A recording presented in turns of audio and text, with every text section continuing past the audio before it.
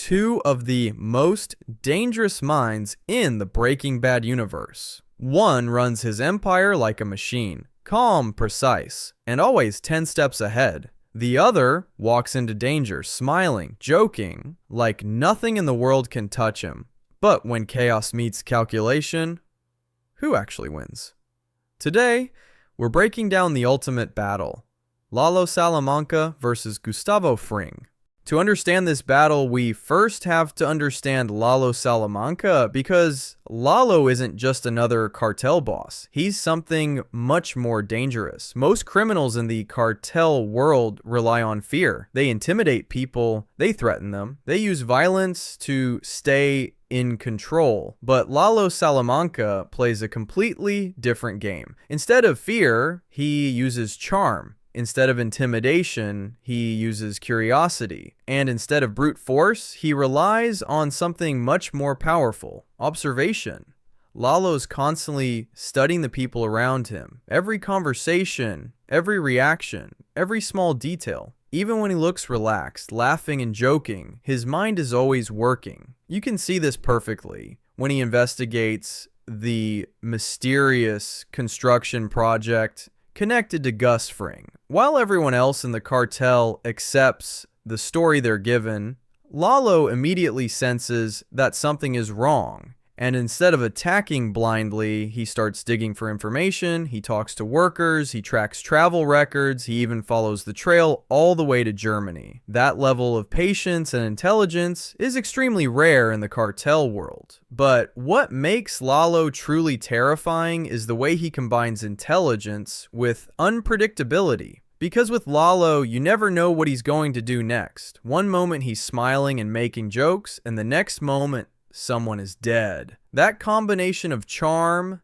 intelligence, and complete unpredictability is exactly what made him one of the only people in the entire cartel system who could actually threaten Gustavo Fring. And that says a lot, because Gus Fring isn't just another criminal, he's something else entirely. Or if Lalo Salamanca represents chaos, then Gustavo Fring represents control. Because unlike most criminals in the cartel world, Gus doesn't rely on intimidation, emotion, or impulsive decisions. Everything he does is calculated, every move is planned, and most importantly, nothing is rushed. On the surface, Gus Fring appears to be nothing more than a polite fast food businessman running a successful chain of restaurants called Los Pollos Hermanos. He smiles, he speaks calmly, he treats customers and employees with respect, but behind that perfectly constructed public image lies one of the most sophisticated criminal operations in the entire drug world. Instead of acting like a cartel boss, Gus built something much more powerful. He built a system.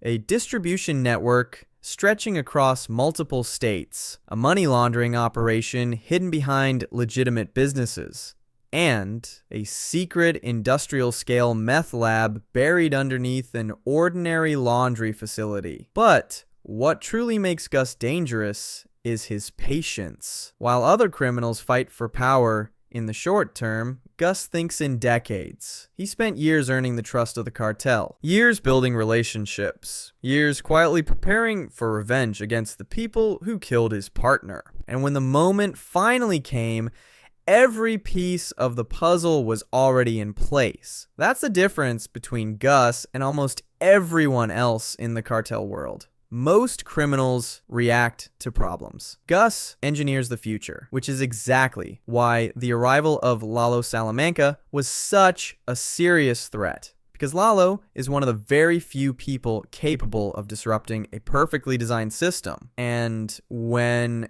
chaos enters a system built on control, something eventually breaks. For most of his life in the cartel world, Gustavo Fring controlled everything around him. He controlled the distribution, he controlled the money, he controlled the people working for him, and most importantly, he controlled the information. Very few people ever saw the full picture of Gus Fring's empire. But Lalo Salamanca was different. Because unlike everyone else in the cartel, Lalo didn't trust the story he was given. From the moment he arrived in Albuquerque, he immediately started asking questions. Why was Gus building a massive construction project in secret? Why were so many workers involved? And why did everything about the situation feel slightly off? While most cartel members were satisfied with surface-level answers, Lalo kept digging, he tracked the workers, he investigated Werner Ziegler, and eventually he followed the trail all the way to Germany. This is the moment when Gus realizes something very dangerous. Lalo isn't just another Salamanca, he's an investigator, someone who can see patterns, someone who can connect the dots. And once someone like that starts pulling on the wrong thread,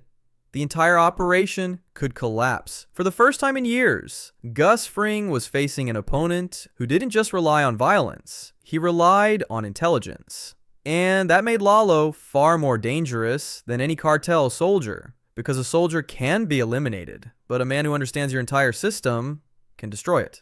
At first glance, Lalo Salamanca and Gustavo Fring couldn't be more different. One of them is unpredictable. The other is perfectly controlled. One thrives in chaos. The other builds systems. But when you look deeper, both men represent two completely different forms of intelligence.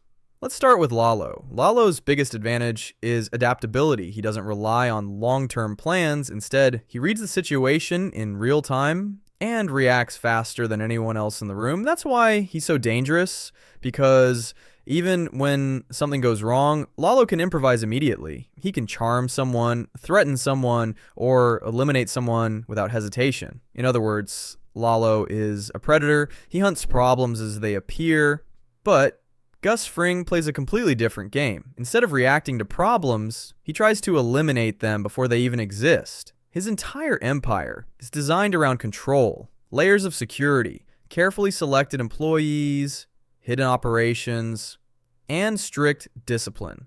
While Lalo relies on instinct, Gus relies on structure. This means Gus is much harder to disrupt, because even if one piece of the system fails, the rest of the structure continues operating, but that system also has a weakness. Systems are powerful, but they can also be fragile. If the wrong person discovers how the system works, the entire structure can collapse. And Lalo Salamanca was exactly that kind of person.